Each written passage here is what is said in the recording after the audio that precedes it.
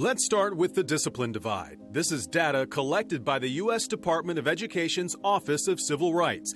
It shows roughly 2.7 million, or about 5 to 6% of all K-12 students, received one or more out-of-school suspensions during the 2015-2016 school year. But let's dig deeper into the data. It shows black students represented 8% of enrolled students, but accounted for 25% of students who received an out-of-school suspension. Black female students represented 8% of student enrollment and accounted for 14% of students who received an out-of-school suspension.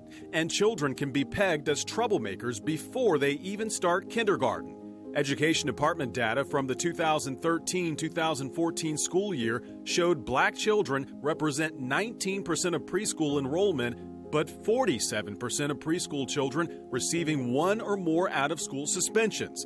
In comparison, white children represent 41% of preschool enrollment, but 28% of preschool children receiving one or more out-of-school suspensions. Disciplinary actions are often associated with a range of negative life outcomes. Students who are suspended are more likely to drop out of school and have run-ins with the criminal justice system.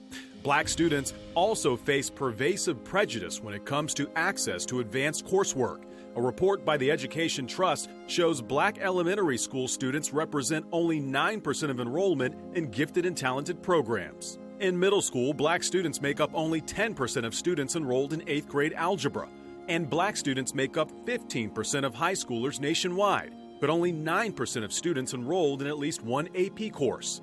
There's also a disproportionate representation of black students in special education. In 2016, 12% of black students across the nation received services at school for disabilities ranging from emotional disturbances and physical disabilities to intellectual impairment, but only 8.5% of white children received these services.